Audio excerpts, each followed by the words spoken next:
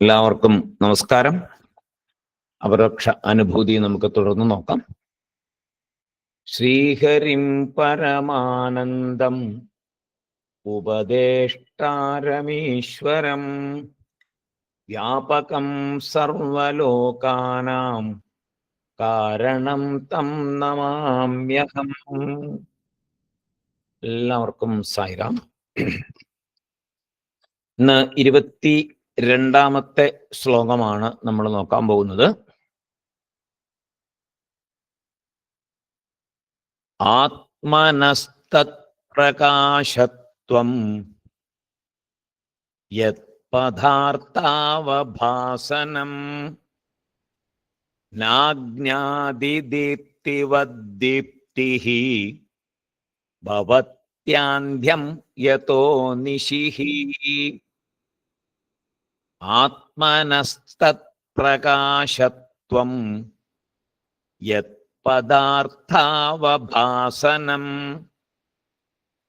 നാജ്ഞാദിദീപ്തിവദ്ദീപ്തിഃ ഭവത്യാന്ധ്യം യതോ നിശിഃ.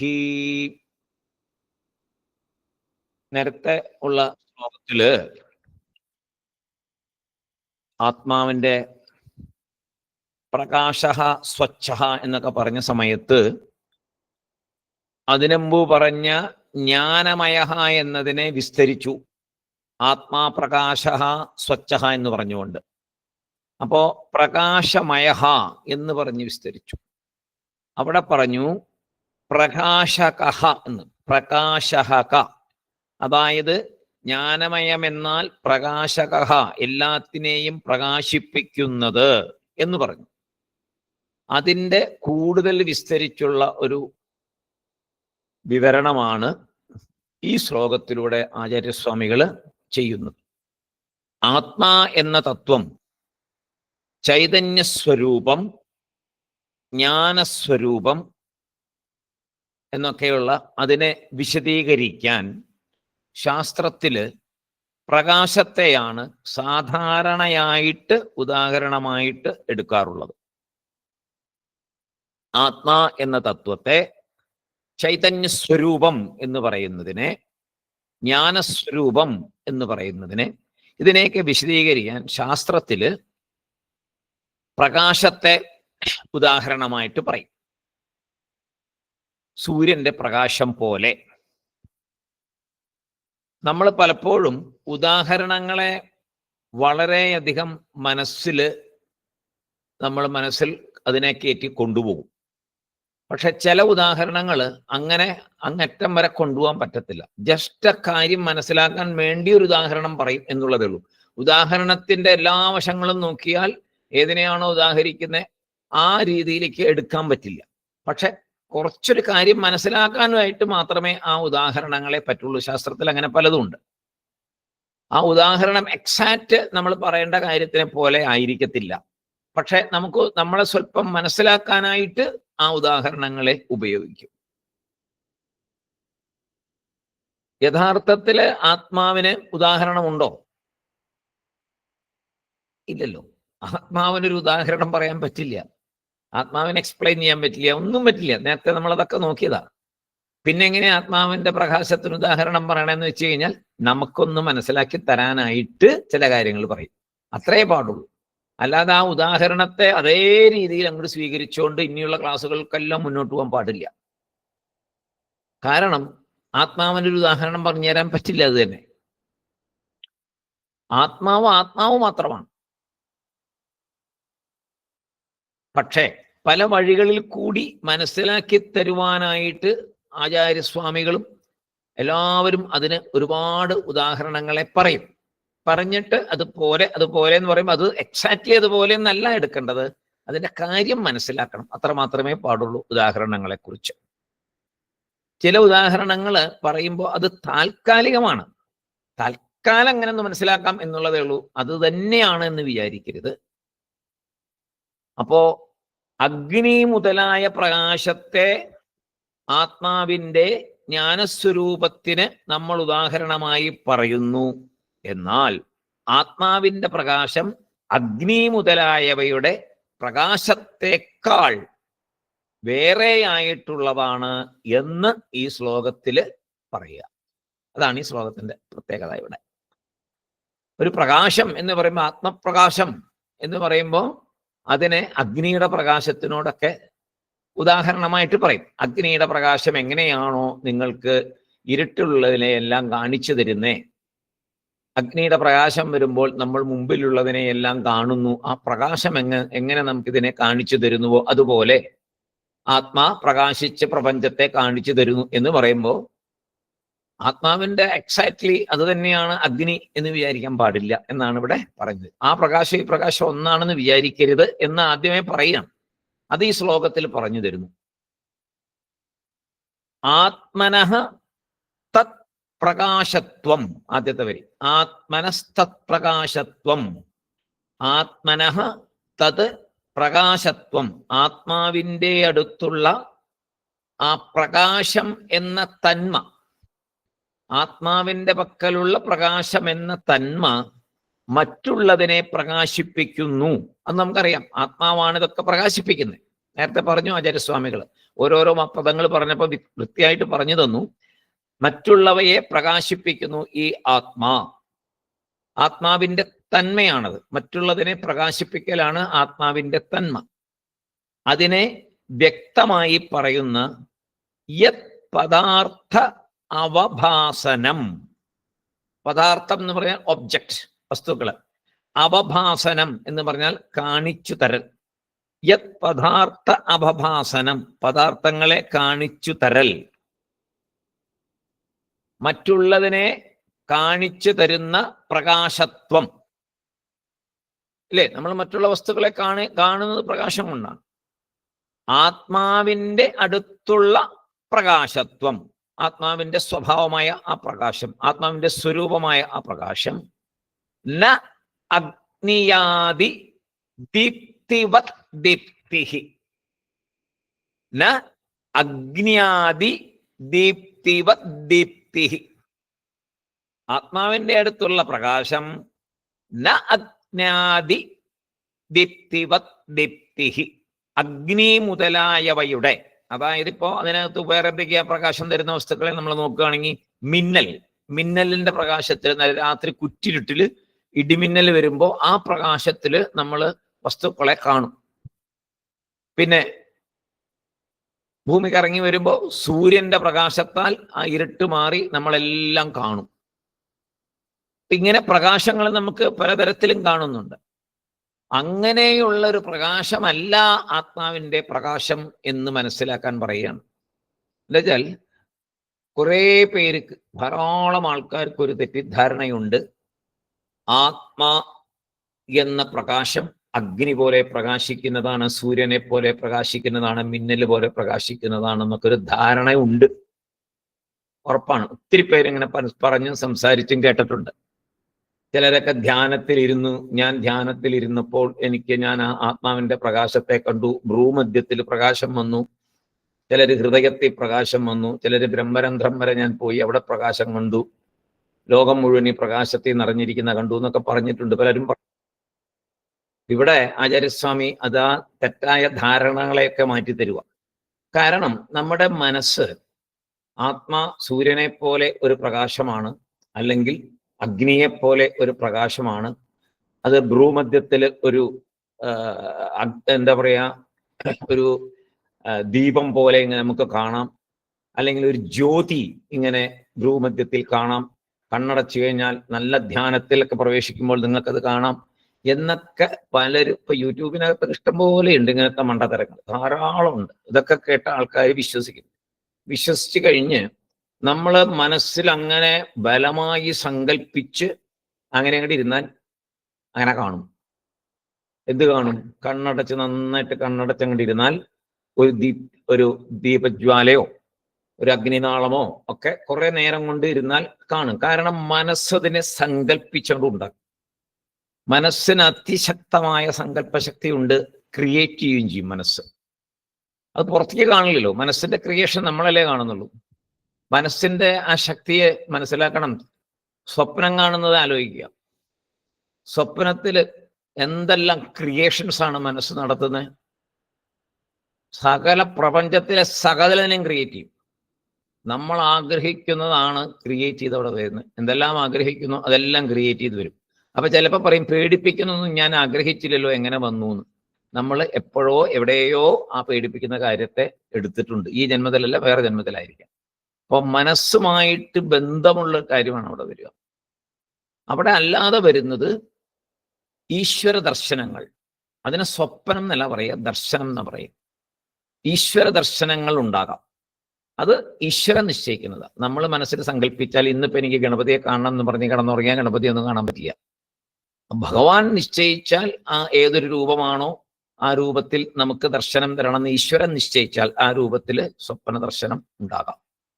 അങ്ങനെ പലർക്കും ഉണ്ടായിട്ടുണ്ട്, ധാരാളം പേർക്കും ഉണ്ടായിട്ടുണ്ട്. ഭഗവാൻ ബാബയുടെ സ്വപ്ന ദർശനം എത്രയോ പേർക്ക് കിട്ടിയിട്ടുണ്ട്. അതൊക്കെ സത്യമായതാണ്. പക്ഷേ ഇങ്ങനെ അഗ്നി പോലെ അഗ്നി ആയിട്ട് കാണാം, നിങ്ങൾ കണ്ണടച്ചിരുന്നാൽ മതി, ജ്യോതി കാണാം, അതാണ് ആത്മാ എന്നൊക്കെ പറഞ്ഞാൽ അത് വെറും ശുദ്ധ മണ്ടത്തരമാണ്.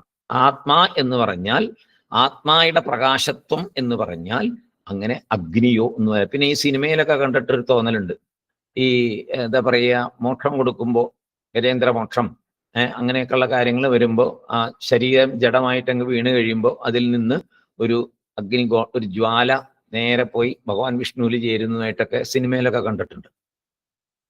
പിന്നെ ഭാഗവതത്തിൽ അങ്ങനെയൊക്കെ അതിനകത്തൊക്കെ പലതിനകത്തൊക്കെ എഴുതിയിട്ടുണ്ട്. ഒരു ആ മരണശേഷം ഒരു ജ്വാല നേരെ പോയി ഭഗവാനിൽ ചേർന്നു എന്നൊക്കെ. അതൊക്കെ നമ്മളെ മനസ്സിലാക്കാൻ പറഞ്ഞിരിക്കുന്ന കാര്യങ്ങളാണ്. അല്ലാതെ അത് അതുപോലെ വിചാരിക്കില്ല. അങ്ങനെ വിചാരിക്കാനും പാടില്ല. നമുക്ക് സാമാന്യ ബുദ്ധി ഉപയോഗിച്ച് അറിയാലോ. അങ്ങനെയാണെങ്കിൽ ഈ അഗ്നിയെ നമ്മൾ കാണണ്ടേ?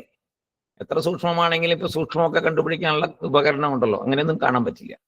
അപ്പൊ അങ്ങനെ ഒരു അഗ്നിയൊന്നും അല്ല ആത്മ. ആ ഒരു ശരിക്കും ആ ഒരു ധാരണ എല്ലാവരുടെ ഉള്ളിലും ഉണ്ട്. ഇതൊരു പ്രകാശമാണ്, പ്രകാശമാണ്. അത് പ്രകാശം എന്ന് അവിടെ ഉദ്ദേശിച്ചത് നമ്മൾ കാണുന്ന വെളിച്ചം എന്ന പ്രകാശമല്ല. അതുകൊണ്ടാണ് ഇവിടെ ന അജ്ഞാതി ദീപ്തിവദ്ദീപ്തിഹി. ശരിക്കും ആദ്യത്തെ ആത്മീയ യാത്രയുടെ ആദ്യ പടികളിലൊക്കെ നമുക്കൊക്കെ ഉണ്ടാകുന്ന ഒരു കാര്യമാണ്, ഒരു പ്രകാശമാണ് ആത്മാ എന്നുള്ള ധാരണ. നമ്മൾ അതിനു വേണ്ടി കണ്ണടച്ചിരിക്കുകയും ചെയ്യും. അപ്പോ എൻ്റെ സ്വന്തം അനുഭവം പറയുകയാണെങ്കിൽ, ഞാൻ ഇങ്ങനെ ഈ ഒരു വിശ്വാസം എനിക്കും ഉണ്ടായിരുന്നു ആദ്യം. അങ്ങനെയാണ്, എന്താ വെച്ചാൽ നമുക്കൊന്നും അറിയില്ലല്ലോ. അപ്പോ സൂര്യഭഗവാനെ നോക്കി രാവിലെ പ്രാർത്ഥിച്ചു കഴിഞ്ഞിട്ട് നന്നായിട്ട് ഭഗവാനെ നോക്കി പ്രാർത്ഥിക്കും. ആദ്യത്തെ ഹൃദയമൊക്കെ ജപിക്കും. അത് കഴിഞ്ഞിട്ട് നമ്മൾ കണ്ണടച്ചാൽ ധാരാളം സമയത്തേക്ക് നമുക്ക് നമ്മുടെ ഭ്രൂമധ്യത്തിൽ ഒരു നല്ല ഒരു പ്രകാശം, ഒരു വളരെ സോഫ്റ്റ് ആയിട്ടൊരു പ്രകാശമാണ്. പക്ഷെ ഒരു ബ്ലൂ കളർന്നൊരു പ്രകാശം. ഓരോരുത്തർക്കും ഓരോ രീതിയിലായിരിക്കും. ചെറിയൊരു ബ്ലൂയിഷ് റൗണ്ടോട്, ഒരു എന്താ പറയുക, ചുറ്റിലൊരു ബ്ലൂയിഷോട് കൂടിയിട്ടുള്ള, അല്ലെങ്കിൽ ചില സമയത്ത് റോസ് കളറോട് കൂടിയിട്ടുള്ള ഒരു നല്ല പ്രകാശം ഇങ്ങനെ കാണാം. അപ്പൊ നമ്മൾ തെറ്റിദ്ധരിക്കും ഇത് ആത്മാവാണ്, ഇതാണ്. അന്നൊന്നും അറിയില്ല, ഇന്ന് ഇത്രയും വായിച്ചിട്ടില്ല, ശങ്കരാചാര്യ സ്വാമികളുടെ പുസ്തകങ്ങളൊന്നും വായിച്ചിട്ടില്ല. പക്ഷെ ആത്മീയമായിട്ടുള്ളൊരു അന്വേഷണത്തിന്റെ യാത്രയിലായതുകൊണ്ട് കണ്ണടച്ച് ഇങ്ങനെ ധ്യാനിച്ചൊക്കെ നോക്കും, എവിടെയെങ്കിലും പിടികിട്ടുമോ. അപ്പോ ഈ ഒരു പ്രകാശം കാണും. ഈ പ്രകാശം കാണും. പിന്നെ അത് കുറെ കഴിയുമ്പോൾ തനിയെ പ്രത്യക്ഷമാവും. വീണ്ടും നമ്മൾ നന്നായിട്ട് ഇങ്ങനെ ആഗ്രഹിച്ച് കഴിയുമ്പോൾ, സങ്കല്പിച്ച് കഴിയുമ്പോൾ കാണും. അങ്ങനെ പോകും. അങ്ങനെ എത്രയോ കാലം കടന്നുപോയി. പിന്നെ അതിന് വലിയൊരു വെയിറ്റ് ഒന്നും കൊടുത്തില്ല. എന്താ വെച്ചാൽ ഭഗവാൻ നേരെ വഴിക്ക് നയിച്ചുകൊണ്ടിരിക്കുന്നതുകൊണ്ടായിരിക്കണം, ആ സത്യം അതല്ല എന്നുള്ളത് കൊണ്ടായിരിക്കണം. അതിന് വലിയ ബലമൊന്നും കൊടുക്കാൻ പോയില്ല. പിന്നെയും ഭഗവാന്റെ പാതയിൽ കൂടെ അങ്ങനെ സഞ്ചരിച്ചു. അങ്ങനെ പിന്നെ പുസ്തകങ്ങളൊക്കെ വായന തുടങ്ങിയപ്പോഴേക്കും കാര്യങ്ങളൊക്കെ മനസ്സിലായി ഇതൊന്നും അല്ല സംഭവം എന്നുള്ളത്. എന്ന് പറഞ്ഞ പോലെ നമുക്ക് എല്ലാവർക്കും പറ്റുന്നൊരു തെറ്റിദ്ധാരണയാണ് ആ ഒരു പ്രകാശമാണ് എന്നുള്ള ധാരണ. അതിനെയാണ് ഇവിടെ ആചാര്യസ്വാമികൾ വ്യക്തമായിട്ട് മനസ്സിലാക്കി തരുന്നത്. അഗ്നി മുതലായ മിന്നൽ, സൂര്യൻ മുതലായവയുടെ പ്രകാശം പോലെയുള്ള പ്രകാശം അല്ല. അഗ്നിയുടെ പ്രകാശം വേറെ, ആത്മാവിന്റെ പ്രകാശം വേറെ. രണ്ടും രണ്ടാണ്. യതഃ ആന്ധ്യം നിശിഹി, യതഃ ആന്ധ്യം നിശിഹി. എന്തുകൊണ്ടെന്നാൽ ആന്ധ്യം നാശമുള്ളത്, നിശിഹി രാത്രി. ഏത് പ്രകാശത്തിനാണ് നാശമുള്ളത്? സൂര്യന്റെ പ്രകാശം സൂര്യാസ്തമയം എന്ന് പറഞ്ഞ് നമ്മൾ കുറെ നോക്കുമ്പോൾ ഇരുട്ട് വരുന്നുണ്ടല്ലോ. അതേമാതിരി മിന്നല് ജസ്റ്റ് മിന്നും പിന്നെ ഇല്ലല്ലോ. അങ്ങനെ അഗ്നി കെട്ടുകഴിഞ്ഞാലോ അഗ്നി കെടുന്നുണ്ട്, അഗ്നി ഇല്ലാണ്ടാവുന്നുണ്ട്. അങ്ങനെ ആദ്യമുള്ളതാണ് മറ്റ് പ്രകാശങ്ങളെല്ലാം. ആത്മപ്രകാശം ഒഴികെ ബാക്കി നമ്മൾ എന്തെല്ലാം പ്രകാശങ്ങൾ കണ്ടാലും അതിനെല്ലാം ആന്ധ്യം നിശി, ആന്ധ്യമുള്ളതാണ്, രാത്രി ഉള്ളതാണ്. സൂര്യപ്രകാശം നമുക്ക് രാത്രി കിട്ടുന്നുണ്ടോ? രാത്രി എന്ന് പറയുന്ന ഒരു സമയത്ത് നമുക്ക് സൂര്യപ്രകാശമില്ലല്ലോ. അഗ്നിയും അതേമാതിരി എപ്പോഴും അഗ്നിയുണ്ടോ? ഇല്ല. നമ്മൾ കെടുത്തിയാൽ അഗ്നി കിട്ടൂ, പ്രകാശവുമില്ല. ഒരു മുറിക്കകത്ത് ഒരു വിളക്ക് കൊളുത്തി വെച്ചു, അപ്പൊ അഗ്നിയുണ്ട്, പ്രകാശമുണ്ട്. അതിനെ കെടുത്തി കഴിഞ്ഞാൽ അവിടെ പ്രകാശമില്ല, ഇല്ലാണ്ടാവും. അപ്പൊ പ്രകാശം, അഗ്നിയുടെ പ്രകാശം അഗ്നിയിലുണ്ടെങ്കിലും നമുക്ക് പല സമയത്തും അത് കിട്ടില്ല. അതിനെ പ്രത്യേകിച്ച് കൊണ്ടുവന്നാൽ മാത്രമേ അതുണ്ടാവൂ. പറയുന്നു, ഈ ട്രെയിൻ നമുക്ക് നിൽക്കുന്നതായിട്ട് കാണാം. ട്രെയിൻ നിൽക്കുന്നു നമുക്ക് പറയാലോ. കാരണം നമ്മൾ ഓടുന്ന ട്രെയിൻ ധാരാളം കണ്ടിട്ടുണ്ട്, ട്രെയിൻ ഇങ്ങനെ ഓടുന്നത് കണ്ടിട്ടുണ്ട്. അതുകൊണ്ട് ഇത് സ്റ്റഡി ആയിട്ട് സ്ഥലത്ത് നിന്ന് കഴിഞ്ഞാൽ നമുക്ക് പറയാം, ദേ ട്രെയിൻ നിൽക്കുന്നു. അപ്പൊ എന്തുകൊണ്ടാണ് നിൽക്കുന്നു എന്ന് പറയാൻ പറ്റിയേ? ഓടുന്ന ട്രെയിനെ കണ്ടതുകൊണ്ടാണ് ദേ ട്രെയിൻ നിൽക്കുന്നു എന്ന് പറയാൻ പറ്റുന്നത്. ഓടുന്ന വസ്തുവിനെ കണ്ടതുകൊണ്ടാണ് ആ വസ്തു തന്നെ നിൽക്കുന്നുണ്ടെങ്കിൽ അതിനെ നിൽക്കുന്നു എന്ന് പറയാൻ പറ്റുന്നത്. ചലിക്കുന്ന ഒരു സംഗതി ആയതുകൊണ്ടാണ് പറയാൻ കാരണം. ഓട്ടം എന്നത് ട്രെയിനിന്റെ സ്വഭാവമാണോ? ഒരു ട്രെയിൻ എപ്പോഴും നമ്മൾ കാണുമ്പോൾ ട്രെയിൻ ഓടുന്ന ട്രെയിൻ, അതേസമയം നിൽക്കുന്ന ട്രെയിനെ കാണും. അപ്പൊ ട്രെയിനിന്റെ സ്വഭാവം ഓട്ടമാണോ? അതിന്റെ സ്വഭാവമാണോ? അല്ല. ചിലപ്പോ ഓടും, ചിലപ്പോ അവിടെ നിൽക്കുന്നതും കാണാം. അതുപോലെ ആ നിൽക്കുന്നതും ഓടുന്നതുമൊക്കെ ഒരു കർമ്മമാണ്. ട്രെയിൻ ഓടുന്നത് കർമ്മമാണ്, അതൊരു കർമ്മം മാത്രം. അതുപോലെ ആത്മാ ലോകത്തെയും ദേഹത്തെയും പ്രകാശപ്പെടുത്തുന്നു. എന്നാൽ ഈ പ്രകാശപ്പെടുത്തൽ ഒരു കർമ്മമാണോ? വളരെ ഗഹനമായ ഒരു ഭാഗമാണ്, വളരെ വളരെ വളരെ ഗഹനം. ട്രെയിൻ ഓടുന്നു, ട്രെയിൻ നിൽക്കുന്നു, അതൊക്കെ ഒരു കർമ്മമാണ്. നമ്മൾ നടക്കുന്നു, നിൽക്കുന്നു, കർമ്മമാണ്. അഗ്നി നമ്മൾ കൊളുത്തി, വിളക്ക് കൊളുത്തുന്ന ഒരു കർമ്മമാണ്. ഇങ്ങനെ ഒരു കർമ്മമാണോ, ഒരു പ്രവൃത്തിയാണോ ആത്മാ ചെയ്യുന്നത്? ആത്മാ പ്രകാശിപ്പിക്കുന്നു എന്നാണല്ലോ നമ്മൾ പഠിക്കുന്നത്. ആത്മാവിൻ്റെ നമ്മുടെ ശരീരത്തെയും മറ്റുള്ള പ്രപഞ്ചത്തിലെ സകല വസ്തുക്കളെയും ആത്മാ പ്രകാശിപ്പിക്കുന്നത് ഒരു കർമ്മമായിട്ടാണോ? ആത്മാവിൻ്റെ ഒരു പ്രവൃത്തിയാണോ? ആത്മാവിൻ്റെ ഒരു ജോലിയാണോ? അങ്ങനെയാണെങ്കിൽ രണ്ട് കാര്യം ഉണ്ടാവുമല്ലോ. പ്രകാശപ്പെടുത്താതിരിക്കുന്ന സമയവും പ്രകാശിപ്പിക്കുന്ന ഒരു സമയവും, ഇല്ലേ? കർമ്മമാണെങ്കിൽ അങ്ങനെ ഉണ്ടാവും, ഓടുന്ന വണ്ടിയും നിൽക്കുന്ന വണ്ടിയും. വളരെ ചിന്തിക്കേണ്ട ഒരു കാര്യമാണ്. ആത്മാവിന്റെ ഒരു ജോലിയാണോ ഇത്? ആത്മാവിന്റെ ഒരു പ്രവൃത്തിയാണോ ഈ പ്രകാശിപ്പിക്കൽ?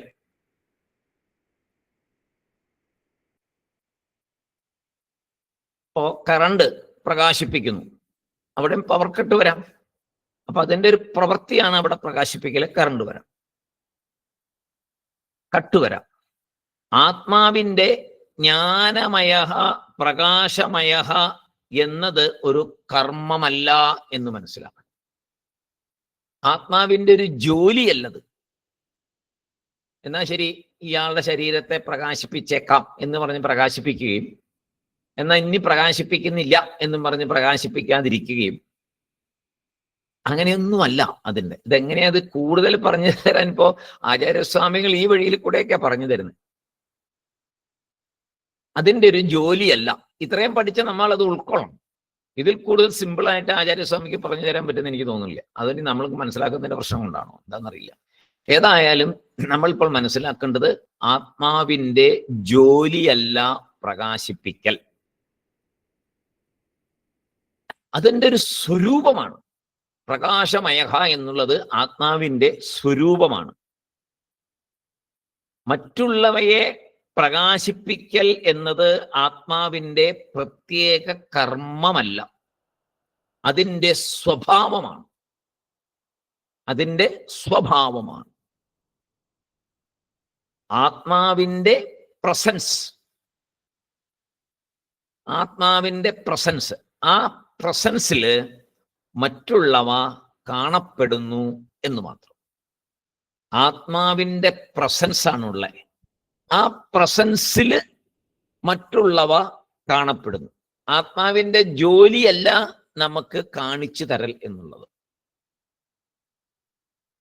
ആത്മാവിൻ്റെ പ്രസൻസിൽ എന്ത് കാണുന്നു? അനാത്മാ കാണപ്പെടുന്നു. അനാത്മായതാ ശരീരത്തിനെ എടുക്കുക. ശരീരം കാണപ്പെടുന്നത്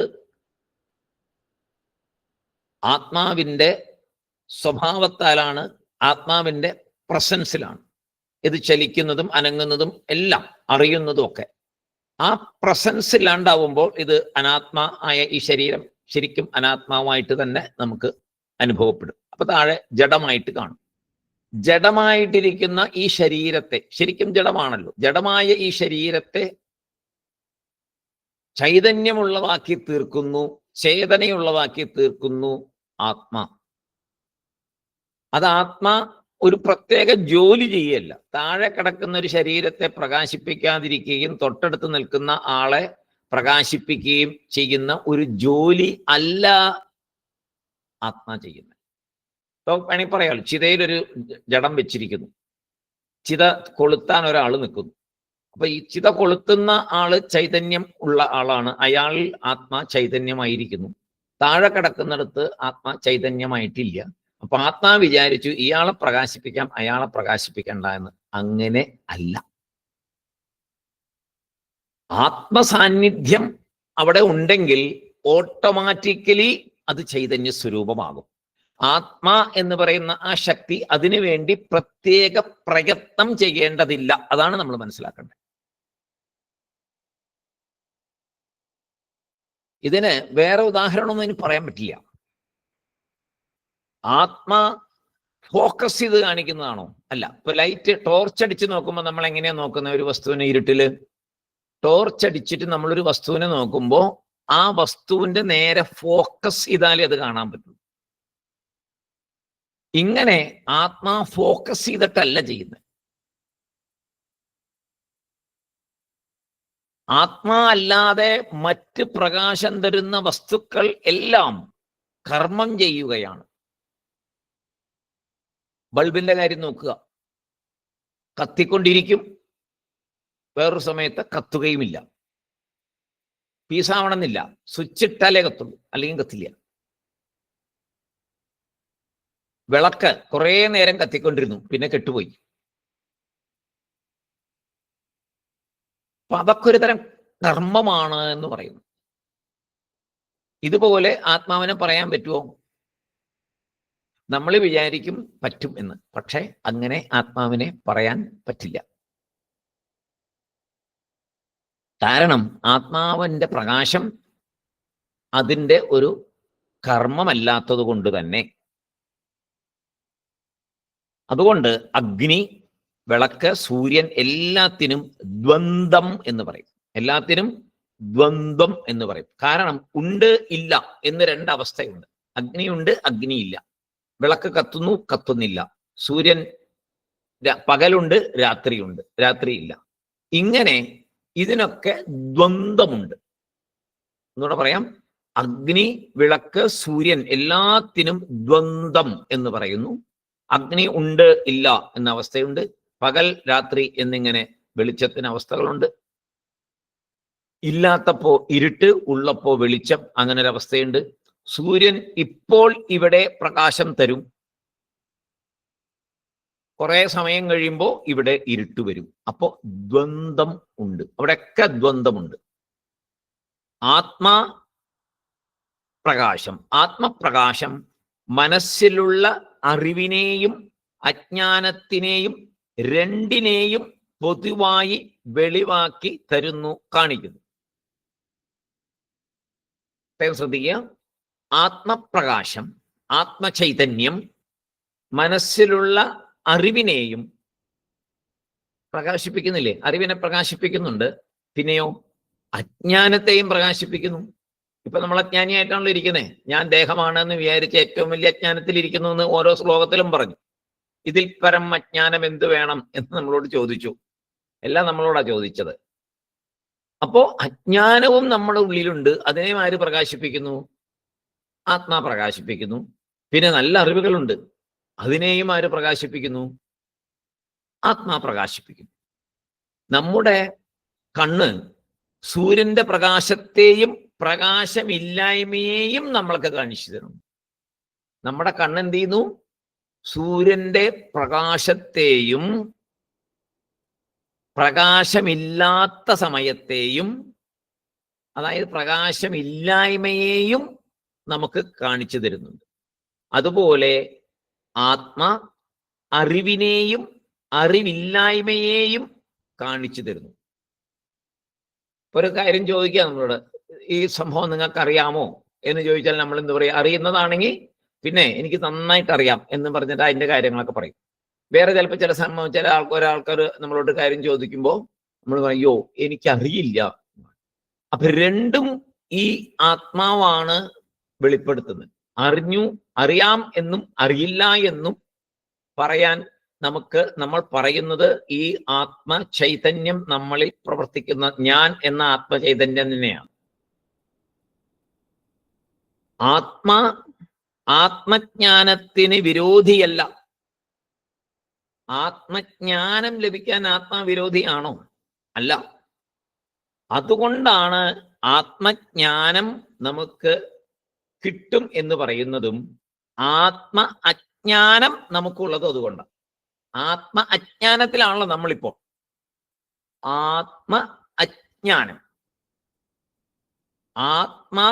ആത്മജ്ഞാനത്തിന് വിരോധിയല്ല. അതുകൊണ്ട് ആത്മജ്ഞാനത്തിന് നമുക്ക് സാധിക്കും, വിരോധിയല്ല. അപ്പോ ആത്മ അജ്ഞാനം നമുക്കുള്ളത് കൊണ്ടാണ് നിങ്ങൾക്ക് ആത്മജ്ഞാനം വേണം എന്ന് പറഞ്ഞ് നമ്മൾ ഈ അപരോക്ഷ അനുഭൂതി മുതലായ വിവേക ചൂടാമണി തത്വബോധമൊക്കെ നമ്മൾ പഠിക്കാൻ തുടങ്ങിയത് എന്തുകൊണ്ടാ? നമുക്ക് എന്ത് വേണം എന്നുള്ള ആഗ്രഹത്തിലാ? ആത്മജ്ഞാനം വേണം എന്നുള്ള ആഗ്രഹത്താല. അപ്പോ ആത്മജ്ഞാനം നമുക്ക് തരാൻ ഈ ആത്മ വിരോധിയാണോ? അല്ല. ആത്മാവിനെ കുറിച്ചുള്ള ജ്ഞാനത്തെ നമുക്ക് തരാൻ വിരോധിയല്ല. അത് നമുക്ക് തരും. പക്ഷെ അതിന് ഒരുപാട് കാര്യങ്ങൾ ചെയ്ത് മുന്നോട്ട് പോവേണ്ടതുണ്ട്. അപ്പോ ആത്മജ്ഞാനത്തിന് വിരോധിയും അല്ല. ഇനി പ്രത്യേകിച്ച് സഹായിക്കുവോ? അതും ഇല്ല. ദ്വന്ദ്മില്ല ഇവിടെ. വിരോധിയുമല്ല, സഹായിയുമല്ല. കാരണം ആത്മാ സ്വയം പ്രകാശിച്ചു കൊണ്ടിരിക്കുന്ന ഒരു സാക്ഷി മാത്രമാണ്. കർമ്മമായിട്ടല്ല പ്രകാശിപ്പിക്കുന്നത്. കർമ്മമാണെങ്കിലേ അങ്ങനെ വരാൻ പറ്റുള്ളൂ. കർമ്മമല്ല, അത് സ്വയം പ്രകാശിച്ചു കൊണ്ടിരിക്കുന്ന ചൈതന്യമാണ്. അങ്ങനെ സ്വയം പ്രകാശിച്ചു കൊണ്ടിരിക്കുന്നതായതുകൊണ്ട് അത് സാക്ഷി മാത്രമാണ്. അതൊന്നിലും ഇടപെടുന്നില്ല. അപ്പൊ പിന്നെ എങ്ങനെയാ ജ്ഞാനം കിട്ടുക എന്ന് ചോദിച്ചാൽ, ആത്മാ പ്രത്യേകിച്ചൊന്നും ചെയ്തു തരണ്ട. അത് ജ്ഞാനമായിട്ട് തന്നെ എങ്ങനെ ഇരിക്കണം. ജ്ഞാനസ്വരൂപമാണ്. നമ്മളാണ് അജ്ഞാനത്തിൽ ഇരിക്കുന്നത്. അപ്പൊ എങ്ങനെ പറ്റും? നമ്മുടെ അജ്ഞാനം മാറുമ്പോൾ നമ്മൾ ആരാവും? നമ്മൾ ആ ജ്ഞാനമാണ്, സ്വരൂപമാണ്, സ്വയം പ്രകാശിക്കുന്ന ചൈതന്യമാണ് എന്ന് തിരിച്ചറിയും. അപ്പോ ജ്ഞാനസമ്പാദനം എന്ന് പറഞ്ഞാൽ തിരിച്ചറിയൽ, അത്രേ ഉള്ളൂ. തിരിച്ചറിയൽ അത്രേ ഉള്ളൂ. അതിനകത്ത് കറക്റ്റായിട്ട് അറിയൽ. ഞാൻ ഈ ശരീരമല്ല. ഏറ്റവും വലിയ ജ്ഞാനം അത് തന്നെയാണ്. പറഞ്ഞു കൂടുതൽ ഇനി നമ്മൾ അങ്ങോട്ട് പോകണ്ട. നമ്മളിപ്പോ ബേസിൽ നിൽക്കുന്ന ഇതിലാണ്. ഞാൻ ഈ ശരീരമാണ് എന്ന് എത്രയോ കോടി ജന്മങ്ങളായിട്ട് വിശ്വസിച്ചിരിക്കുന്നത് കൊണ്ട് അതിൽ നിന്ന് രക്ഷപ്പെടാൻ വലിയ ബുദ്ധിമുട്ടാണ്. അതിനുള്ള മാർഗങ്ങളാണ് ഇവിടെ ഓരോ ഗ്രന്ഥങ്ങളിൽ കൂടി ആചാര്യസ്വാമികൾ പറഞ്ഞ ഉപനിഷത്തുകൾ മുഴുവൻ അത് തന്നെ പറയും. എല്ലാ ഉപനിഷത്തും അത് തന്നെ പറഞ്ഞു തരുന്നത്. ഭഗവത്ഗീത അത് തന്നെ, ഉപനിഷത്ത് സാരമായ ഭഗവത്ഗീത അത് തന്നെ പറഞ്ഞു തരുന്നത്. എല്ലാ ഗ്രന്ഥങ്ങളും അവസാനം പറഞ്ഞു തരുന്നൊരു കാര്യം അത് തന്നെയാണ്. പക്ഷെ നമ്മൾ കുറെ കഥകളുടെ പുറകെ പോവും, കുറെ ഉദാഹരണങ്ങളുടെ പുറകെ പോവും. ഇതിൽ നിന്ന് നമ്മൾ പിടിവിടത്തില്ല. എന്തൊക്കെ വന്നാലും ശരിയാ, ശരീരത്തിൽ നിന്നിട്ടുള്ള കളിയില്ല, ദേഹം വിട്ടിട്ടുള്ള കളിയില്ല എന്നുള്ളതാണ് നമ്മുടെ ഒരു നിലപാട്. എന്തൊക്കെ ആയിക്കോട്ടെ, എൻ്റേതെന്ന് വിട്ടിട്ടുള്ളൊരു കളിയില്ല. അതിലും എൻ്റെ ശരീരമായിട്ട് ബന്ധിപ്പിച്ചിട്ടുള്ള കളികളേ ഉള്ളൂ. കംപ്ലീറ്റ് അതാ. നമ്മൾ അനലൈസ് ചെയ്ത് കഴിഞ്ഞാൽ ശരിക്കും പറഞ്ഞാൽ വളരെ രസകരമാണ്. ഒന്ന് ചിന്തിച്ചു നോക്കുക. എല്ലാം എൻ്റെ എന്ന് ബന്ധിപ്പിച്ചിട്ട്, അതും ഈ ശരീരവുമായിട്ട് ബന്ധിപ്പിച്ചിട്ട്, അല്ലെങ്കിൽ മനസ്സുമായിട്ട് ബന്ധിപ്പിച്ചിട്ട്, സ്ഥൂല ശരീരവുമായിട്ട് ബന്ധിപ്പിച്ചിട്ട് ഒരുപാട്. ഇനി ഇതൊക്കെ പോട്ടെ, മനസ്സുമായിട്ട് ബന്ധിപ്പിച്ച്, സൂക്ഷ്മ ശരീരവുമായിട്ട് ബന്ധിപ്പിച്ചിട്ട്, ബുദ്ധിയുമായിട്ട് ബന്ധിപ്പിച്ചിട്ട്, ചിത്തമായിട്ട്, അഹങ്കാരമായിട്ടൊക്കെ ബന്ധിപ്പിച്ചിട്ടുള്ള കാര്യങ്ങളല്ലാതെ ഒന്നും നമ്മുടെ കയ്യിലില്ല. ഇത് മുഴുവൻ കളഞ്ഞാലേ എന്ത് പറ്റുള്ളൂ? ആ സ്വയം പ്രകാശമായ ചൈതന്യമാണ് ഞാൻ എന്നറിയാൻ പറ്റും. അതറിയാനാണ് ഈ പാട് മുഴുവൻ പെടുന്നത്. ഇത്രയും ബുദ്ധിമുട്ടുന്നത് അറിയാനാണ്. അപ്പോ ആത്മാവിന്റെ പ്രകാശം കർമ്മമല്ല, ആത്മപ്രകാശം ദ്വന്ദ്വത്വമുള്ളതല്ല. പിന്നെ അഗ്നി, ആദിത്യൻ മുതലായവ വേറെ വസ്തുക്കളെ പ്രകാശിപ്പിക്കുന്നുണ്ട്. എങ്കിലും അവയെ പ്രകാശപ്പെടുത്തുന്ന വേറൊരു ശക്തിയുണ്ട്. നമ്മൾ ഉപനിഷത്ത് പഠിച്ചിട്ടുണ്ട് അതൊക്കെ. അഗ്നിയെ അഗ്നിയായി നിലനിർത്തുന്ന ഒരു ശക്തിയുണ്ട്. സൂര്യനെ സൂര്യനായി നിലനിർത്തിക്കൊണ്ടിരിക്കുന്ന ഒരു ശക്തിയുണ്ട്. പരപ്രകാശ അധീന പ്രകാശം എന്നൊരു ആചാര്യർ ഇതിനെ പറയുന്നുണ്ട്. പരപ്രകാശ അധീന പ്രകാശം എന്ന് പറയുന്നു. ആരെ? സൂര്യനെയും ചന്ദ്രനെയും അഗ്നിയെയും ഒക്കെ അങ്ങനെയാ പറയുന്നത്. അവർ സ്വയം പ്രകാശിക്കുന്നവരല്ല, അവരെ പ്രകാശിപ്പിക്കുന്ന ഒരു ശക്തിയുണ്ട്, ബ്രഹ്മം. ആ ബ്രഹ്മം തന്നെയാണ് ആത്മാ. അതാണ് ജീവ ബ്രഹ്മ ഐക്യം എന്ന് പറയുന്ന ആത്മാ തന്നെയാണ് പരമാത്മാ എന്നുള്ള സത്യം. അപ്പൊ അഗ്നി, സൂര്യൻ ഇവ മറ്റുള്ളവയെ പ്രകാശിപ്പിക്കുന്നു. പക്ഷേ അവയെ നമ്മുടെ ഇന്ദ്രിയമാണ് പ്രകാശിപ്പിച്ച് കാണിച്ചു തരുന്നത്. നമ്മൾ എങ്ങനെ അഗ്നിയെ കാണുന്നത്? നമ്മുടെ കൈ കൊണ്ടോ അല്ലെങ്കിൽ സ്പർശനം കൊണ്ടോ ചൂട് കൊണ്ടോ അറിയും. ഇന്ദ്രിയം കൊണ്ടാണ് നമ്മൾ അഗ്നിയെ കാണുന്നത്, അഗ്നിജ്വാലയെ കാണുന്നത്, ദീപത്തെ കാണുന്നത്, ദീപജ്വാലയെ കാണുന്നത്. എന്നാൽ സൂര്യനെ കാണുന്നത് അങ്ങനെ തന്നെ. സൂര്യനെ കാണുന്നത് എന്നുള്ള കണ്ണുകൊണ്ട്, അല്ലെങ്കിൽ ചൂട്, ശരീരത്തിൽ ചൂട് വരുമ്പോൾ ഇപ്പൊ സൂര്യൻ ഉദിച്ച്, കണ്ണ് കാണാത്ത ഒരാളെങ്കിൽ വെയിലത്തിറക്കി നിർത്തിയിട്ട് ഇപ്പൊ സൂര്യൻ ഉണ്ടോ എന്ന് ചോദിച്ചാൽ ഉണ്ട്. കാരണം എന്താ? എനിക്ക് ചൂട് ഉണ്ട്. ഇനി ചൂടില്ലാത്ത സമയത്ത് കണ്ണ് കാണാൻ മേലത്തന്നെ ഒന്നും പറയത്തില്ല. അപ്പോ ഇന്ദ്രിയമാണ് നമുക്ക് ദ്വന്ദ്മുള്ള പ്രകാശങ്ങളെ കാണിച്ചത്. രസകരമായിട്ടൊരു ഭാഗമാണ്. അഗ്നിയെ കാണണമെങ്കിൽ ഇന്ദ്രിയങ്ങൾ വേണം, സൂര്യനെ കാണണമെങ്കിൽ ഇന്ദ്രിയങ്ങൾ വേണം, മിന്നലിനെ കാണണമെങ്കിൽ ഇന്ദ്രിയങ്ങൾ വേണം. ഇന്ദ്രിയമില്ലാതെ ഈ പറഞ്ഞ ഒരു പ്രകാശത്തെയും നമുക്ക് അറിയാൻ പറ്റില്ല. അതേസമയം ആത്മപ്രകാശത്തെ ഇന്ദ്രിയം മുഖേന അറിയാൻ പറ്റുമോ? പറ്റില്ലല്ലോ. ക്ലീനായിട്ട് ആദ്യമേ പറഞ്ഞിട്ടുണ്ട്, ഇന്ദ്രിയ ഗോചരമല്ല ആത്മാ. ഇന്ദ്രിയങ്ങളൊക്കെ നശിച്ചു പോകുന്നതാണ്. നശിച്ചു പോകുന്ന ഒരു വസ്തുവെ കൊണ്ട് നാശമില്ലാത്ത ഒന്നിനെ കാണാൻ പറ്റില്ല. പറഞ്ഞു കഴിഞ്ഞു, അത് എപ്പോഴേ പറഞ്ഞു കഴിഞ്ഞു. ഇന്ദ്രിയങ്ങളെല്ലാം നശിക്കും, ഈ ശരീരം നശിക്കും. നശിക്കുന്ന ഈ ശരീരം കൊണ്ട് ആത്മാവിനെ കാണാൻ പറ്റില്ല. അപ്പോ ഈ ശരീരമല്ല ഞാൻ എന്ന തിരിച്ചറിവാണ് ആത്മജ്ഞാനം. ഈ ശരീരത്തെ പ്രവർത്തിപ്പിക്കുന്ന ഒരു ശക്തി ഉണ്ടെന്ന് നമുക്കറിയാം. കാരണം ശരീരം പ്രവർത്തിക്കാതെ കിടക്കുന്നത് നമ്മൾ കാണുന്നുണ്ട് വഴിയിൽ. മരണം എന്നൊരു സംഭവം നമ്മൾ പലരുടെയും കാണുന്നുണ്ട്, പല ജീവികളുടെയും കാണുന്നുണ്ട്. ഈവൻ മരങ്ങളുടെയും വൃക്ഷങ്ങളുടെയും പോലെ നമ്മൾ കാണുന്നുണ്ട്. മുറിച്ചിട്ട് കഴിഞ്ഞാൽ പിന്നെ അതിന് വളർച്ചയില്ല, ഒന്നുമില്ല, വാടിപ്പോകുന്നു, ഉണങ്ങിപ്പോകും. എല്ലാത്തിനും നമ്മൾ കാണുന്നുണ്ട്. അപ്പോ നമുക്ക് കുറച്ചറിയാം, നമുക്കൊരു കാര്യം നമുക്ക് അറിയാം, ഒരു ശക്തി ഇവിടെയൊക്കെ പ്രവർത്തിപ്പിക്കുന്നുണ്ട് നമുക്കറിയാം. ആ ശക്തിയെ ഇന്ദ്രിയം കൊണ്ട് അറിയാൻ പറ്റില്ല എന്നും അറിയാം. അങ്ങനെയാണെങ്കിൽ മരിച്ചു കിടക്കുന്ന ഒരാൾ അറിയണ്ടേ? ഇന്ദ്രിയം കൊണ്ട് അറിയാൻ പറ്റുകയാണെങ്കിൽ പറ്റില്ല. കാരണം ആ ഇന്ദ്രിയത്തെ പ്രവർത്തിപ്പിക്കുന്നത് ഈ ശക്തിയാണ്. അപ്പോ ആ ഇന്ദ്രിയം കൊണ്ട് ആ ശക്തിയെ തിരിച്ചറിയാൻ പറ്റത്തില്ല. അതിനപ്പുറമാണ്, എത്രയോ അപ്പുറമാണ് ആ ശക്തി. അവിടെയാണ് ആത്മജ്ഞാനത്തിന്റെ പ്രസക്തി. അപ്പോ ആ ശക്തിയെ അറിയാൻ പറ്റുമോ എന്ന് ചോദിച്ചപ്പോ അതിനുള്ള മറുപടിയാണ് പറ്റും. എന്താണ് അതിന് വഴി? അതിനാണ് അപരോക്ഷ അനുഭൂതി പഠിച്ചു മുന്നോട്ട് പോവുക. അപ്പോ അറിയാം.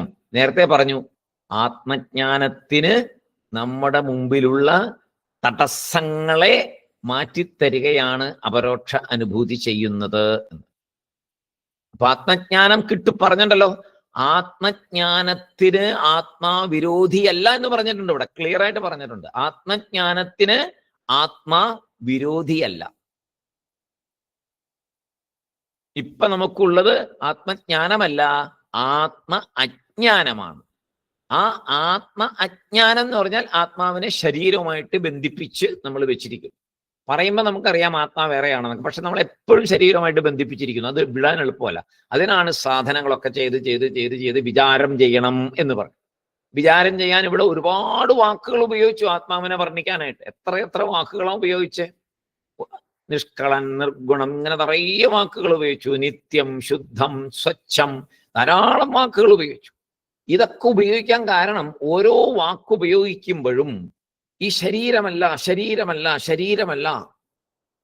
ഞാൻ നിത്യനാണ്, ഞാൻ മരിക്കില്ല, എനിക്ക് മരണമില്ല, ഈ ശരീരമാണ് പോകുന്നത്. ഈ ശരീരം പോകുമ്പോൾ ഇന്ദ്രിയങ്ങളെല്ലാം പോകും. ഇന്ദ്രിയങ്ങളെല്ലാം പോകുമ്പോൾ ഇതൊന്നും പ്രവർത്തിക്കാത്ത രീതിയിൽ ഇരിക്കും. പിന്നെ സൂക്ഷ്മ ശരീരമുണ്ട്. സൂക്ഷ്മ ശരീരം കൊണ്ടാണ് നമ്മൾ ഈ സ്ഥൂല ശരീരത്തെ വിടുമ്പോൾ സൂക്ഷ്മ ശരീരമുണ്ട്. സൂക്ഷ്മ ശരീരത്തിനാണ് ബലികർമ്മങ്ങളൊക്കെ ചെയ്യുന്നത്. അപ്പൊ നമ്മൾ മോക്ഷം കിട്ടണമെങ്കിൽ എന്ത് ചെയ്യണം? ആത്മജ്ഞാനം വരണമെങ്കിൽ എന്ത് ചെയ്യണം? സൂക്ഷ്മ ശരീരത്തെയും ഉപേക്ഷിക്കണം. സൂക്ഷ്മ ശരീരത്തെ എങ്ങനെ ഉപേക്ഷിക്കും? സൂക്ഷ്മ ശരീരം എന്ന് പറഞ്ഞാൽ മനസ്സാണ് മെയിൻ. മനസ്സിനെ എങ്ങനെ ഉപേക്ഷിക്കും?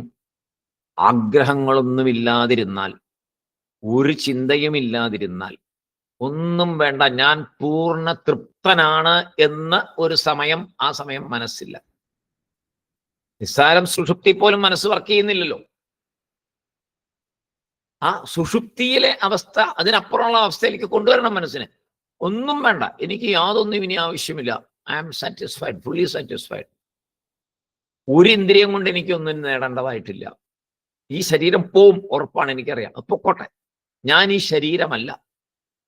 ഇങ്ങനെ ചിന്തിച്ച് ആർക്കും എന്നെ ഒന്നും ചെയ്യാൻ പറ്റില്ല. അതല്ലേ ഭഗവത്ഗീത പറഞ്ഞ, കത്തിക്കാൻ പറ്റില്ല, കാറ്റുകൊണ്ട് ഉണക്കാൻ പറ്റില്ല, തള്ളിക്കളയാൻ പറ്റില്ല. ഗീതയിൽ ഭഗവാൻ ഭംഗിയായിട്ട് പറഞ്ഞല്ലോ.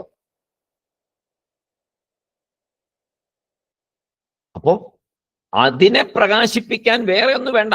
മറ്റുള്ളതിനൊക്കെ അഗ്നിയെ പ്രകാശിപ്പിക്കണമെങ്കിൽ അതിന് ഒരു ശക്തി അതിനെ പ്രകാശിപ്പിക്കുന്നു. സൂര്യനെ 365 ദിവസവും കത്തിജ്വലിച്ചു കൊണ്ടിരിക്കുന്ന ഒരു ഗോളമായിട്ട് ഇങ്ങനെ നിർത്തി വെച്ചിരിക്കുന്ന ഒരു ശക്തിയുണ്ട് പ്രപഞ്ചത്തില്. ആ ശക്തിയാണ് പരമാത്മാ. ആ പരമാത്മാ തന്നെയാണ് ആത്മാ. അയമാത്മാ ബ്രഹ്മ എന്ന് നമ്മൾ സ്വയം മനസ്സിലാക്കണം. അപ്പൊ നമ്മുടെ ശക്തി നിസ്സാരമാണോ? അല്ല. ഈ ജ്ഞാനം എന്ന് പറഞ്ഞ സംഗതി വന്നാൽ ഈ ശക്തി നിസ്സാരമാണോ? അല്ല. എല്ലാത്തിനെയും പ്രകാശിപ്പിക്കുന്ന ശക്തിയല്ലേ ഇത്. കണ്ണിൽ കൂടി പ്രകാശിപ്പിക്കുന്നു, പ്രകാശപ്പെടുത്തി എല്ലാത്തിനെയും നമുക്ക് കാണിച്ചു തരുന്നു. നിസ്സാര ശക്തിയാണോ? അല്ല. എല്ലാ ഇന്ദ്രിയങ്ങളെയും വർക്ക് ചെയ്യിപ്പിക്കുന്നു. നിസ്സാര ശക്തിയാണോ? അല്ല. എല്ലാ അറിവിനെയും ഉള്ളിലേക്ക് തരുന്നു. നിസ്സാരമാണോ? അല്ല. അപ്പൊ ആത്മാവിനപ്പുറം വേറൊന്നില്ല. അൾട്ടിമേറ്റ്, അതിനങ്ങപ്പുറത്തേക്ക് വേറെ യാതൊന്നുമില്ല. ആത്മാവിനപ്പുറം വേറെ യാതൊന്നുമില്ല. ഇതിന് എങ്ങനെ എക്സാമ്പിൾ പറയാൻ പറ്റുക? അതിനപ്പുറം ഒന്നില്ല എന്ന് പറഞ്ഞാൽ പിന്നെ അതിനെങ്ങനെ എക്സാമ്പിൾ പറയാൻ പറ്റുക? അങ്ങനെ ലോകത്ത് വേറൊന്നുമില്ല. ഇതിനപ്പുറം ഇല്ല എന്ന് പറയാൻ ലോകത്തിലൊന്നുമില്ല. കാരണം എല്ലാത്തിൻ്റെയും അവസാനം ആത്മ ആണ്.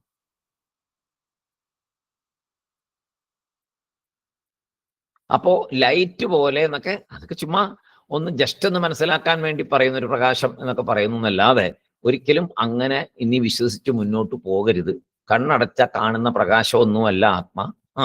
അതൊക്കെ വെറും ഇലൂഷൻസ് ആണ്, വെറും ഇലൂഷൻസ്. അതൊക്കെ തെറ്റാണ്. അതൊന്നുമല്ല ആത്മ. ആത്മ എന്ന തിരിച്ചറിയൽ, ഞാൻ എന്ന ശക്തിയെ തിരിച്ചറിയൽ. ഞാൻ ഞാൻ ഞാൻ ഞാൻ എപ്പോഴും ഉണ്ട്. കുഞ്ഞായിരിക്കുമ്പോഴും ഉണ്ടായിരുന്നു, ഇപ്പോഴും ഉണ്ട്, നാളെയുണ്ട്, ഇനിയും ഉണ്ടാവും. ഞാൻ എല്ലാം അറിയുന്നു. എന്നെ ഞാൻ ഉണ്ട് എന്നറിയാൻ എനിക്ക് എൻ്റെ കൈ വേണ്ട, എൻ്റെ കണ്ണ് വേണ്ട, എൻ്റെ മൂക്ക് വേണ്ട, എൻ്റെ തൊലി വേണ്ട, എൻ്റെ മുടികൾ വേണ്ട, എൻ്റെ പല്ല് വേണ്ട, ഒന്നും വേണ്ട. ഞാനുണ്ട് ഞാനുണ്ട് ഞാനുണ്ട് എന്ന് എനിക്കറിയാൻ എനിക്ക് വേറെ ഒന്നിനെയും ആശ്രയമില്ല.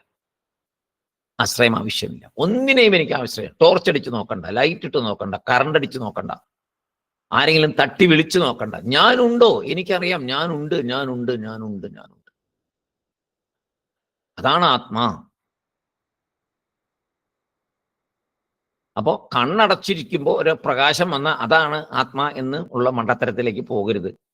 നമ്മൾ കുറച്ചു പേരെങ്കിലും ഇതിനി മനസ്സിലാക്കിയിരിക്കുന്നത്. ആരോടും പറയാനല്ല. ഇതിനകത്ത് ഈ അപരോക്ഷാനുഭൂതി പഠിക്കുമ്പോൾ ഒരു കാര്യം പ്രത്യേകം ശ്രദ്ധിക്കേണ്ടത്, ഇത് മറ്റുള്ളവരുമായിട്ട് പങ്കുവെക്കാനുള്ളതല്ല. ഇതിന് അഹം അഹം അഹം എന്ന് പറഞ്ഞാണ് എല്ലാം പറഞ്ഞു തരുന്നത്.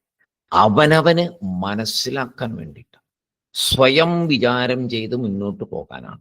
ഇതാരോടും പറഞ്ഞിട്ട് ഒരു പ്രയോജനം ഉണ്ടാവില്ല. ഇത് ആഗ്രഹിക്കുന്നവന് ആ വഴിക്ക് ഭഗവാൻ അയാളെ നയിച്ചോളും. നമുക്ക് കുറച്ചു പേർക്ക് ഇപ്പം ഇത് പഠിക്കണമെന്ന് തോന്നി, നമ്മൾ വന്നു, നമ്മളിത് പഠിച്ചുകൊണ്ടിരിക്കുന്നു.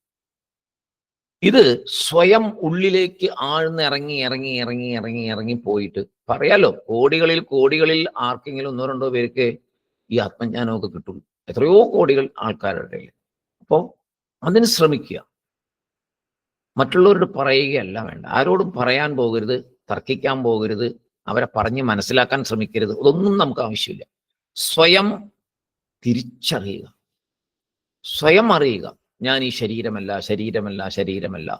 എൻ്റെ ശരീരത്തെ പ്രവർത്തിപ്പിക്കുന്നത് ഞാൻ തന്നെയാണ്. ഞാനാണല്ലോ കൈയനക്കണം എന്ന് വിചാരിച്ചാൽ അനക്കുന്നത്. ഞാനല്ലേ കൈയനക്കുന്നത്. എൻ്റെ കണ്ണടയ്ക്കണം എന്ന് ഞാനല്ലേ വിചാരിക്കുന്നത്. വേറൊരാൾ വിചാരിച്ച് എൻ്റെ കണ്ണടയും. ഞാൻ തന്നെ അടയ്ക്കുന്നത്. ഞാനാണ് ശ്വസിക്കുന്നത്. ഞാൻ ഈ ശ്വാസമല്ല. ഞാൻ ഈ കാഴ്ച കാണുന്ന ആ പ്രകാശമല്ല. എൻ്റെ കണ്ണിൽ കൂടി എന്നെ കാണിച്ചു തരുന്നൊരു ശക്തിയുണ്ട്. എൻ്റെ ചെവിയിൽ കൂടി എന്നെ കേൾപ്പിക്കുന്നൊരു ശക്തിയുണ്ട്. ആ ശക്തി ഞാൻ തന്നെയാണ്. ഞാൻ വിചാരിച്ചാലാണ് കേൾക്കുന്നത്, ഞാൻ വിചാരിച്ചാലാണ് കാണുന്നത്, ഞാൻ വിചാരിച്ചാലാണ് കഴിക്കാൻ പറ്റുന്നത്.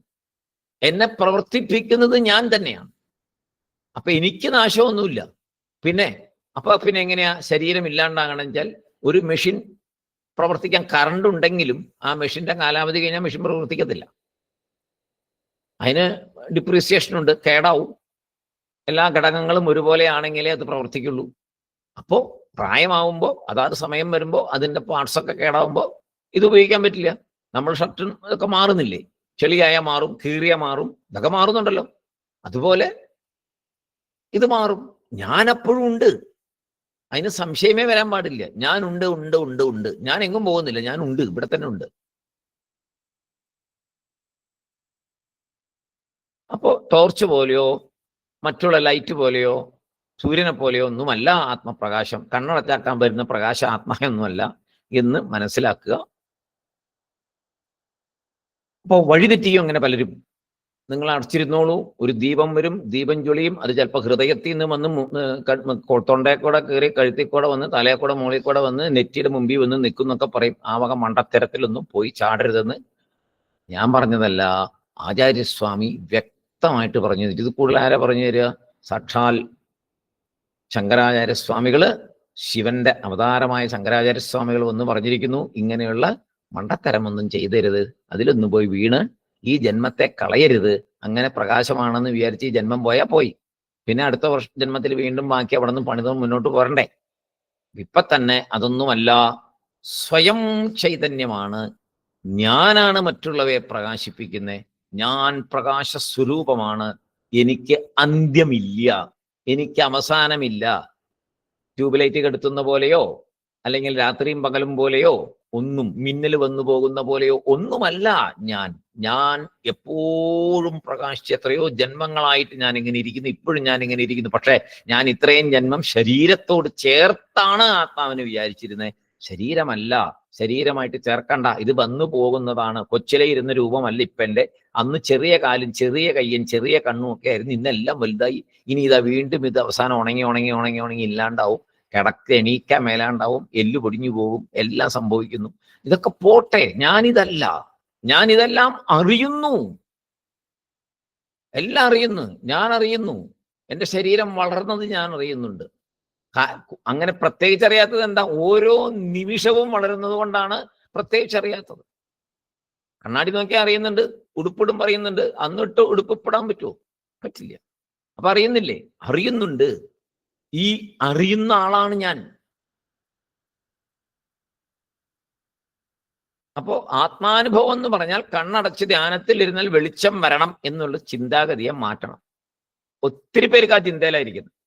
ആത്മാ കണ്ണടച്ച്, എന്നോടൊക്കെ ധാരാളം പേര് പറഞ്ഞിട്ടുണ്ട് അങ്ങനെയൊക്കെ അനുഭവം ഉണ്ടായി, കണ്ണടച്ചിരുന്നു, ആദ്യമൊന്നും വന്നില്ല, കുറെ ദിവസം കഴിഞ്ഞപ്പോഴത്തേക്കും നല്ല ചൈതന്യ പ്രകാശം മുന്നിൽ വന്നു, കണ്ണടയ്ക്കുമ്പോഴത്തേക്കും പിന്നെ എനിക്ക് ഭയങ്കര സ്പീഡായി കിട്ടിത്തുടങ്ങി. അങ്ങനെ പറയുന്നവരുണ്ട്. ആദ്യമൊക്കെ 10 മിനിറ്റ് ഇരിക്കണമായിരുന്നു, 20 മിനിറ്റ് ഇരിക്കണമായിരുന്നു, ഇപ്പൊ ഒന്നും വേണ്ട, ഇപ്പൊ 24 സെക്കൻഡ് വെച്ചത് ചുമ്മാ ബോസ്റ്റിങ്, ഓരോ ഗുളികടിക്കുന്നതാ. ഏത് വലിയ ആത്മജ്ഞാനിയായി എന്ന് പറയാം. അങ്ങനെ ആത്മജ്ഞാനി മിണ്ടില്ലല്ലോ, നമ്മൾ നേരത്തെ പഠിച്ചു. ആത്മജ്ഞാനം വന്നാൾ ഒന്നും മിണ്ടത്തില്ല, അയാൾ സന്തോഷമായിട്ടിരിക്കും, ആരോടൊന്നും മിണ്ടത്തില്ല, വ്യവഹാരം മാത്രം ഉണ്ടാവും, ഒന്നും മിണ്ടത്തില്ല. കാരണം അത് ജ്ഞാനമാണ്. ആ അറിവ് വന്ന പിന്നെന്താണ്? പിന്നെ ഒന്നുമില്ല. പിന്നെ ഇവിടെ കാണുന്നതെല്ലാം മായയാണെന്ന് വ്യക്തമായിട്ട് അറിയല്ലേ. മായയുടെ ലീലാവിലാസങ്ങളാണ് ഇത് മുഴുവൻ എന്നറിഞ്ഞാൽ പിന്നെ എന്തുണ്ട് ഇവിടെ? ഒന്നുമില്ല. അപ്പോ ശങ്കരാചാര്യ സ്വാമികൾ ഇവിടെ പറയുന്നു, ന അജ്ഞാതി ദീപ്തിവദ്ദീപ്തിഹി ആത്മാ ന അജ്ഞാതി ദീപ്തിവദ്ദീപ്തിഹി. ആത്മപ്രകാശക, ആത്മപ്രകാശം, ന അജ്ഞാതി ദീപ്തിവദ്ദീപ്തിഹി. ഇത് കുറിച്ചിട്ടുള്ള മനസ്സിൽ എപ്പോഴും ഓർമ്മ വരണം. ന അജ്ഞാതി ദീപ്തിവദ്ദീപ്തിഹി, അഗ്നി മുതലായവയെ പോലെയുള്ള ഒരു പ്രകാശം അല്ല ആത്മപ്രകാശം. നാശമില്ലാത്തതാണ്, എന്നുമുള്ളതാണ്, ഒരു കർമ്മമല്ല, അതിൻ്റെ ഒരു പ്രത്യേക ഒരു ജോലിയല്ല. പ്രകാശിപ്പിക്കുക എന്നുള്ളത് സ്വയം പ്രകാശിച്ചിരിക്കുന്ന ഒരു സംഭവമാണ് എന്ന് മനസ്സിലാക്കുക. ബാക്കി കൂടുതലായിട്ട് നമുക്ക് ഇനി അടുത്ത ശ്ലോകങ്ങളിൽ പഠിക്കാൻ ഭഗവാൻ അനുഗ്രഹിക്കട്ടെ, അതിനുള്ള ബുദ്ധി തരട്ടെ, അതിലൊരു വിശ്വാസം തരട്ടെ, അതിനുള്ള വഴി തുറന്നു തരട്ടെ എന്ന് ആചാര്യസ്വാമികളോടും ഭഗവാൻ ബാബയോടും പ്രാർത്ഥിച്ചുകൊണ്ട് നമുക്ക് ഇന്നിവിടെ വരാം. ഓം പൂർണ്ണമദ പൂർണ്ണമിദം പൂർണ്ണാത് പൂർണ്ണമുദിച്യത്തെ പൂർണ്ണസ്യ പൂർണ്ണമാദായ പൂർണ്ണമേവാവശിഷ്യത്തെ. ഓം ശാന്തി ശാന്തി ശാന്തി. ഹരി ഓം തത്സത്. ബ്രഹ്മാർപ്പണമസ്തു. Sairam sir. Sairam Sairam Sairam Sairam sir. Sairam Sairam sir. Sairam.